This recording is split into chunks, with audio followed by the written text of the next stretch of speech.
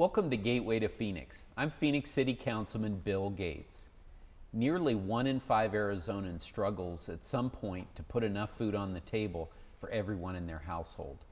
District 3 is proud to be home to Mom's Pantry, a nonprofit that in just 2 years has helped to feed 7,000 local families. I'm here today with Matthew Bennett and Joe Martinez to learn more about Mom's Pantry. Welcome to Gateway to Phoenix. Thanks for having us. Thank you. Thank you so much for being on the show. Joe, when did Mom's Pantry open up? It opened up in May of 2013, and yeah, it's been almost 2 years. It was about a year project leading up to that we had decided we've got to do something in the Phoenix area to help reduce the amount of families that are hungry.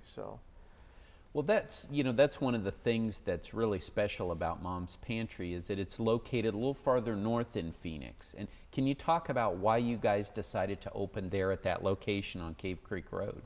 I think part of it was just finding a facility that was the right size, that offered a bit of a shell, that was located close to what we felt were some hard-hit areas like Sunny Slope and the block. And so yeah, it just happened to be right there between Sharon Drive and Sweetwater, so it offers itself a great location. I've talked to different people in the state. They say, boy, you're just located in a great place.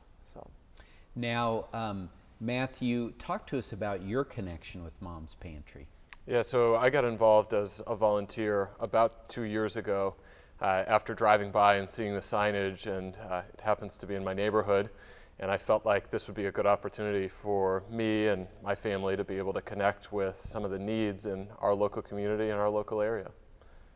And so, Joe, can you talk about how many people you're serving, let's say on a monthly basis at Mom's Pantry, and what that outreach is exactly like? Absolutely. We serve something close to about 600 families per month. Depending on the size of family, that could be 1,500 to 1,800 people in a month. And our style of helping people is focused on the weekends. And so we felt that was a great way to help families that are working hard to make ends meet during the week. And so we're open for about 7 hours on Saturday and Sunday combined.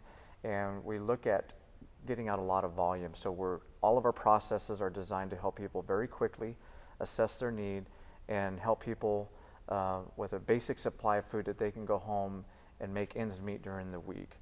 And so that happens during the weekend, and then we're open all year long. We have a great base of volunteers, something close to about 100 volunteers from the community, like Matt, that are just like-minded, like-hearted. And we desire to help people with a basic set of staples, and then they can kind of figure out how they're going to prepare those and then make ends meet during the week. We open doors again, and many times they come back. So we're just happy to offer that for them. Well, and I can, speak from personal experience. I had the opportunity to come out to Mom's Pantry with one of my daughters, and we spent a morning there, a little bit of time on Saturday morning volunteering, and it was a great experience. I was so impressed by your operation. But Matt, maybe you want to talk about a little bit for those viewers who would be interested in volunteering, how they can do it, and Joe, feel free to weigh in as well, how they can do it and what exactly they would be doing if they came to volunteer. Yeah, so I think one of the best things about Mom's Pantry is that you don't have to have any specific skill. This is one of those things where you can show up sort of like I did, and regardless of what your background or your past is, we've got a job and something that you can be doing to help us fulfill on the mission.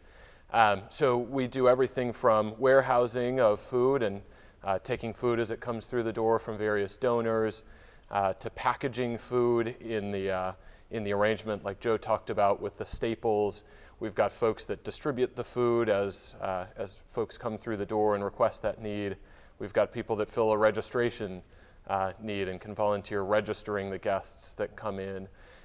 So again, regardless of age, there's a minimum age to be able to come out and volunteer, but regardless of age, regardless of skill, regardless of ability, we've got a job for folks to be able to do. Well, that's great. I would definitely encourage our viewers to reach out to you guys. And is there a good, what's the best way to contact you guys and express an interest in volunteering? I think going to our website, and we're trying to make it more user-friendly, but just going to momspantryphoenix.org. And on that, you can email us, you can send us a message, you can also follow us on social media, both Facebook and Twitter. And so that's really one of the best ways. Of course, we're always welcome to people dropping in. Happens all the time. Just go to our address, just pop in on a Saturday or Sunday and check out the organization, and we can get you, we might even just get you to work right there on the spot. And so Perfect. it'd be great. All right, well, thanks to you both so much for being on the show and the great things you're doing in District 3 and for the whole city of Phoenix. Thank you Thank very you. much.